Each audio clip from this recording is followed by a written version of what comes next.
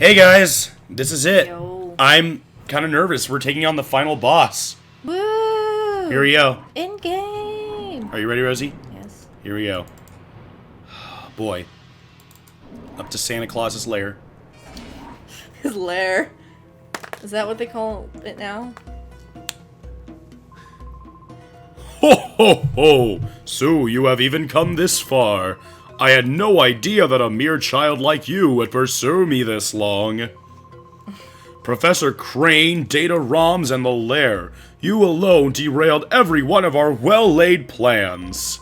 Well, perhaps not just you. The news broadcast by ONBS did not help Cypher's cause at all. However, my Shadow Reindeer plan isn't finished yet. The final act is about to unfold. Having come this far, I think you've earned the right to know what I have planned. The creation of Shadow Pokemon that permanently resist purification. That was the first step. Right, according to him, his Shadow Lugia cannot be purified. Bullshit. Next, I plan to create an army of Shadow Pokemon that work independently on my orders alone.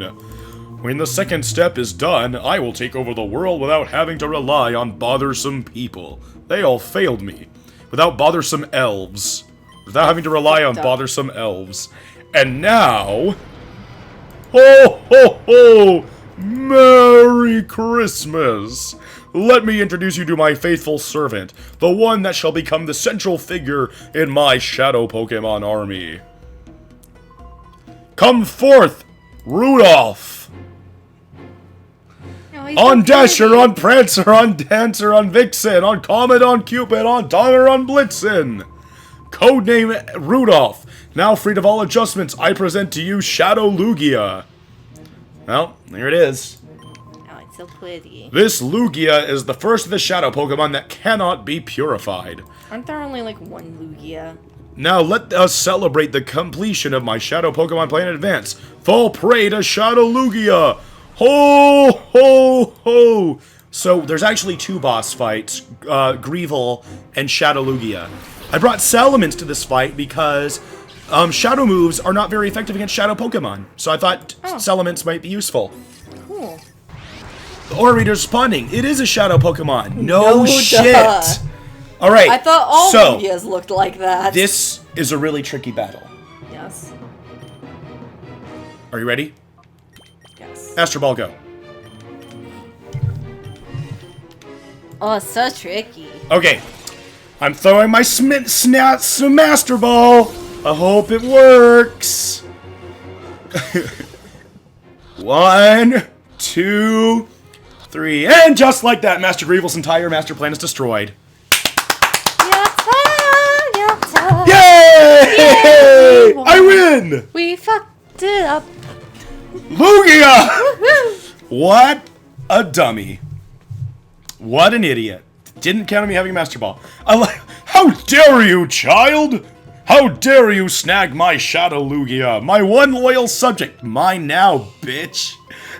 There's nothing left, but I will personally see the total destruction of your Pokemon. Fall! Alright, Master Greevil, final boss. All this Pokemon are really... Oh my god, look at those eyes. Oh, Jesus. Oh, that's creepy. Rhydon and Moltres. So, really scary, real high-level Pokemon. But there is a trick to this boss that makes him, honestly, in my opinion, not so scary. Catch them all. All 6 of his Pokemon are Shadow Pokemon. Catch them all. Which means, what I always do in this fight is every round I just throw a ball. Because there's a chance that I'll just end him. So, what I'm going to do is I'm going to use Energy Man's turn to paralyze this Moltres. I'm going to use Salamence's turn to throw a ball at Rhydon. Gotta catch them all. So, gotta catch them all. Big scary final boss. Big problem? All his Pokemon are catchable.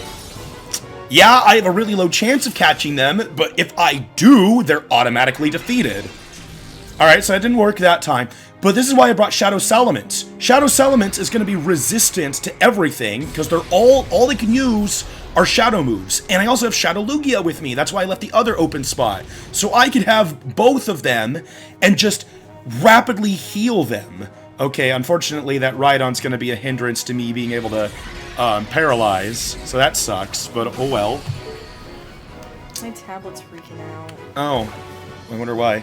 It's also making a lot of background noise on the microphone. I'm sorry, I don't mean to. Just...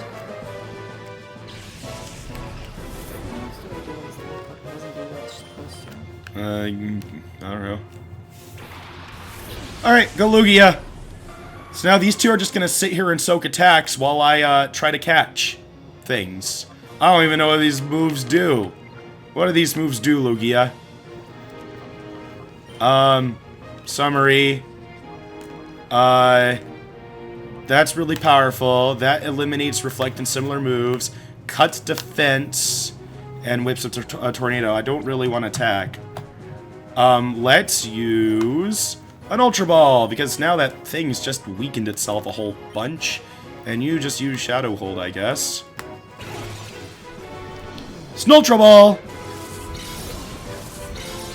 We actually have a much higher chance of catching it now that it's at half health from itself. Oh, shoot! I thought we had it! Oh, that sucks.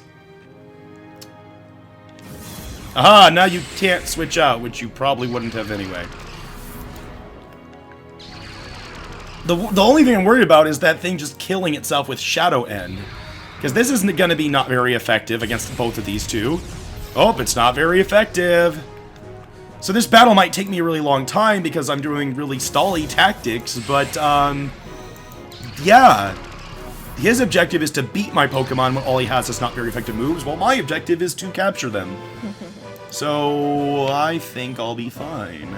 Oh, does that affect both of them? I actually don't want to lower defense, because that could, like, kill them if they have Shadow End. So I'm just gonna call and throw balls. There goes a ball. Let's catch it. One shake. No. Oh, man. It's actually not going well. But my plan will work. Don't worry about that. Lugia's accuracy rose after all. That's great. Oh, well, there's another 10 damage. What's that Rhydon gonna do now? Shadow Panic. He's gonna confuse my guys. Ooh. I'm not even using them to fight. So, Greevil is simultaneously a scary boss and a not very scary boss if you're being a total cheap ass like me. I've got plenty of balls. And I also brought my secret weapon, which you might be able to see. Yay, balls. I think, I totally forgot before, I think I have a yellow flute, don't I? Yeah, I have a yellow flute. Let's use it. No more confusion. There was, I mean, I'm not really fighting, so there's no reason particularly to do that, but might as well. Because, I mean, I don't really want to fight right now if that thing has Shadow End. Got it! Yes! Got it. That's one down, 5 to go. What's next? Executor! Shadow Executor. Don't you like Executor?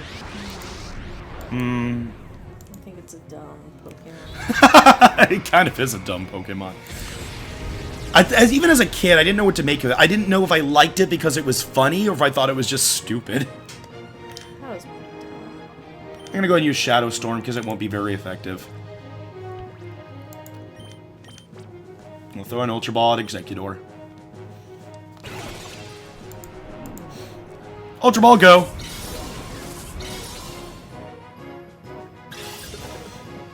One, two, three. The Executor's caught. What's next? It's Tauros. That's the last of his non-legendaries. He actually has all 3 of the other legendary birds. Oh, wow. Articuno, Zapdos, and Moltres. I said he would be a really scary boss if they were not all capturable Pokemon. I know you have to do that. I'm sorry. But, yeah.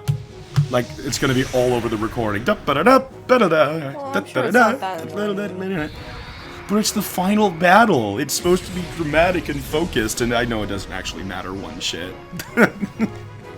Especially when I'm really downplaying how epic it's supposed to be. By just using cheap tactics. This has always been my tactic for fighting Greevil. Like, ever since I was a kid, I was like, wait a minute, if they're all shadow Pokemon, I can just catch them all.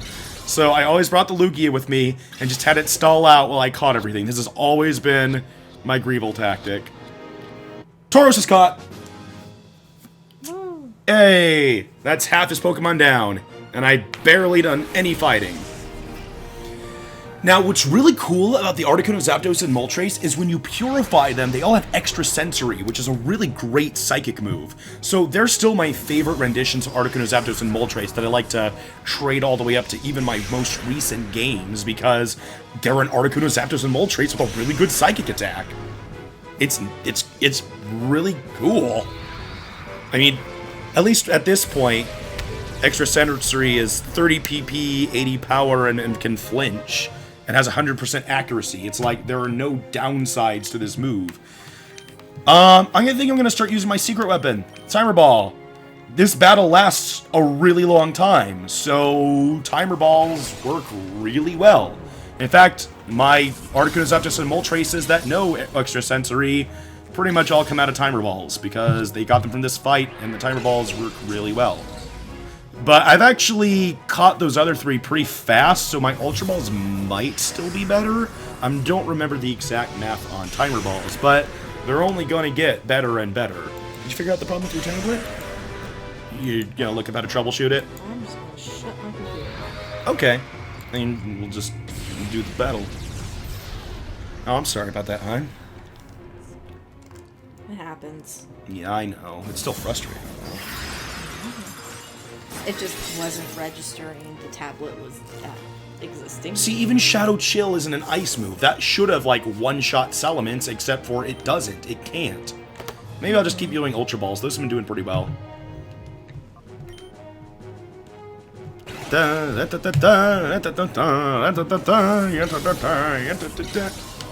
Hey, sweetie. I'm sorry. I guess my secret weapon's not gonna matter. Ultra Balls are catching them all. Moltres is caught. Yay, Zapdos. He's down to his last two. I'm actually glad this is going this well, too. I thought, like, there was a chance I might accidentally kill some of them, or they would destroy themselves with Shadow End, but, I think, we're pretty solid here. I can't foresee them doing anything that would change the current pattern of happenstances. I think we're going to get 6 for 6 on the first try, which is absolutely amazing. Oh, no, not that explain. It's a way it actually didn't hurt that much. So did people get really excited when the first of these, like, 3D Pokemon games came out? Oh, of course. We never saw, like, 3D Pokemon officially until 6th Gen. So, like, these ones were really exciting. Cool. It's amazing that it took until 6th Gen for them to actually do a legit, like, 3D full Pokemon game. Yeah, you know, they were doing sprite stuff, and their sprite stuff was good.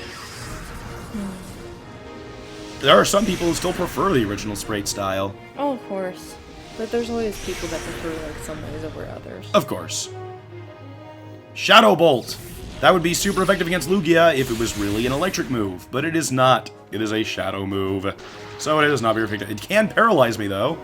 Of course, I can always just full restore at any point, which I probably will here soon.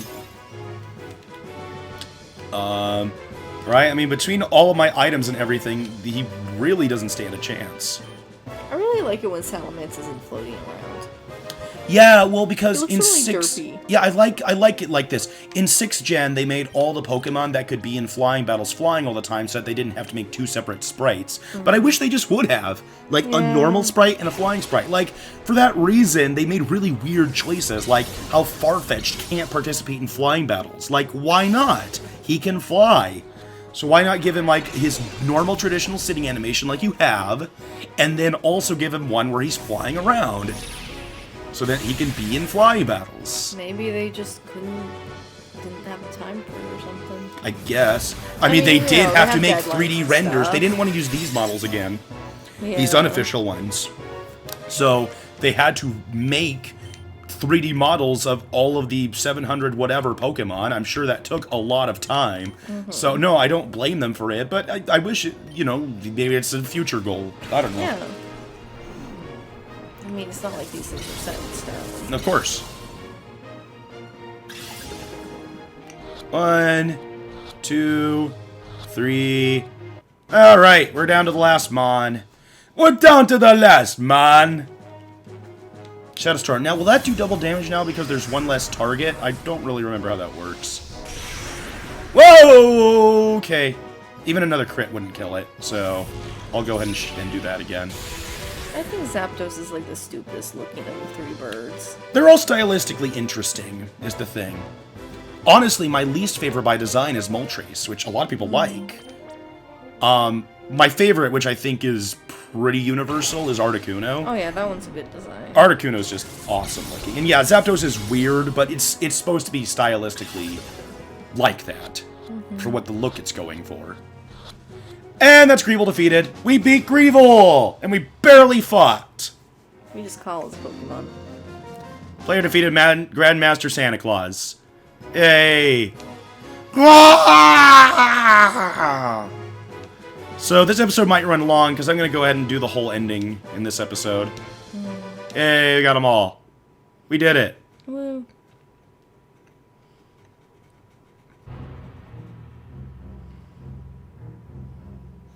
He's sad. Yeah. How a mere child crushed my cherished Christmas? Do you think I should be more serious now? Nah, let's keep with the Santa Claus jokes. What? This can't be. Why would you be more serious? Jeez. Grr, it's your fault. I won't forgive. There is no forgiving you. How dare you stop an evil terrorist organization? What unfathomable goodness.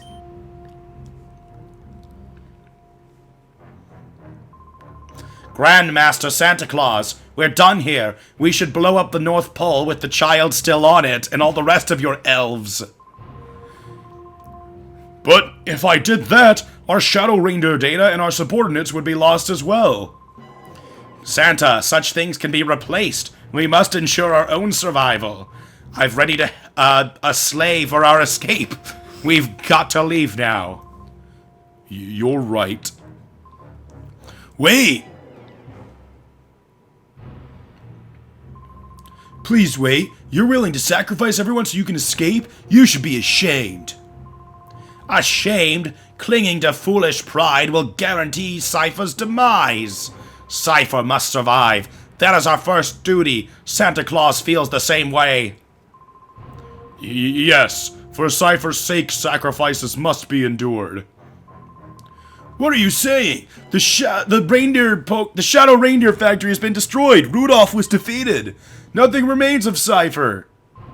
Silence! Cypher will live forever, except they never made a sequel to this game, so it's actually done. Shit.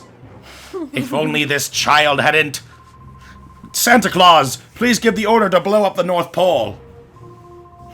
Yes, it can't be helped. Don't begrudge us, child. Stop! Let's put a stop to this! Father! What? Random twist for no reason.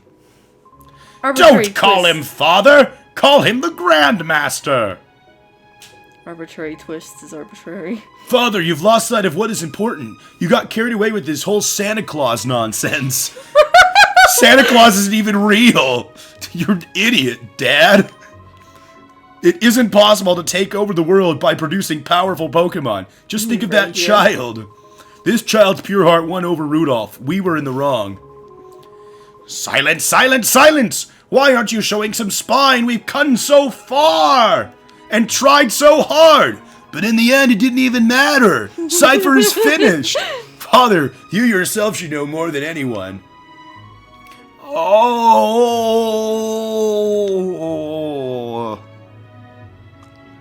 I'm leaving. This is too emotional for me. Now please, stand up. This is how it should be. The laws of the land will render judgment on what we have done. Oh, everything I did, all of it was a mistake. His arms are super long. Thanks to your courage, we were finally able to wake from our nightmare. Thank you. You have nothing to fear from us, ever. You should return home to your family. Let us meet again, too. The next time we battle, it won't be as mortal enemies. I will look forward to it. As it turns out, he's your real father. Well, there was always a fan theory about that, actually. Right, fucking red hair. There were fan theories about that, because you never see your father. Just like every other Pokemon game. Pretty much, besides 3rd gen. Except I made it out, like, yeah, when you were playing that might as well have been a Let's Play, because you made it your own story within the story. Yeah, basically, yeah. Yeah, go ahead and explain it. Okay. Because we're just ending now. So, in the 3rd gen remake, I decided to name my character Ro Jr., kind of like as if he were the son of my X and Y character, whose name was Ro. Ro. And then to find out, my character already has a dad. So, in my world, what's his face? Norman? Norman was my stepdad. And he was the type of stepdad that was, like, always trying to be my dad, be, like, my replacement dad type thing, because he was always acting all dad-like to my character. She was basically, like, making up a Let's Play story without a Let's Play attached. Why is Gonzap here? He's a villain! So, yeah, it was actually really hilarious. Because, like, Norman would be like, let's have a battle between father and son, and, like, I would, like, say... You're not my real dad! You're my real dad! As you're playing the game, you're, like, commentating to yourself. Damn it, Norman! Stop trying to be my dad! Alright, so... We're on the credits now. Usually during the credits, I talk about the overall feelings and experience of the game. So you weren't here for most of the Let's Play. Yeah. But what did you think of what you saw? You know, where, like, everything's a double battle, you capture your own Pokemon, because you weren't around for the Coliseum LP either, so the whole format's totally new to you. When did you do the Coliseum LP? I started the Coliseum LP when I was doing my student teaching. Okay, that makes sense. Yeah.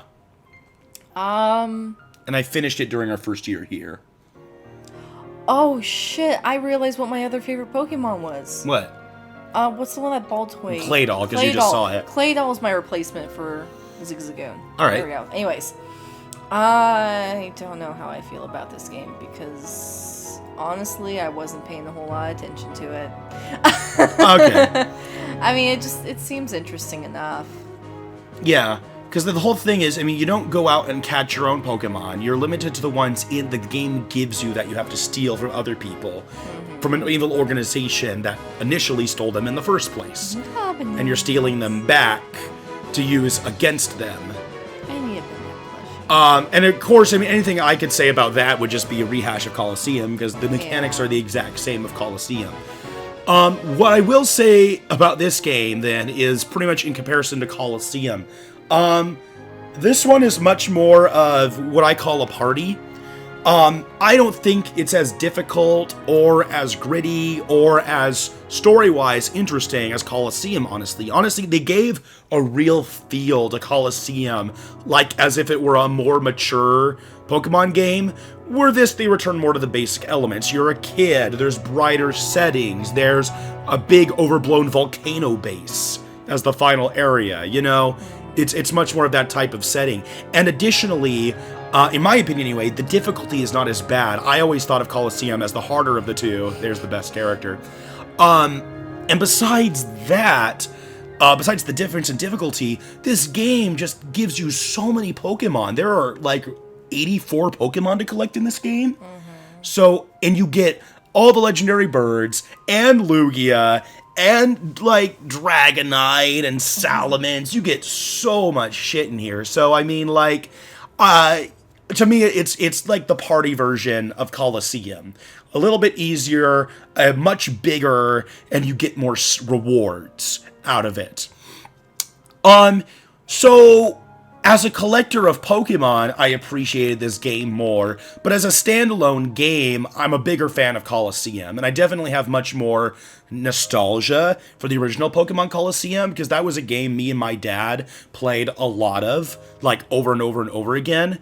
Like, once a summer for several years, we would play Coliseum again, where XD, I just kind of played it one and that was it, and those were much shorter credits than I was expecting, but that's fine. That was pretty much all my thoughts without me really milking it out. So, we'll see you guys in the next episode for the extra stuff, because we're not quite done with this LP yet. So, see you next time. Bye-bye.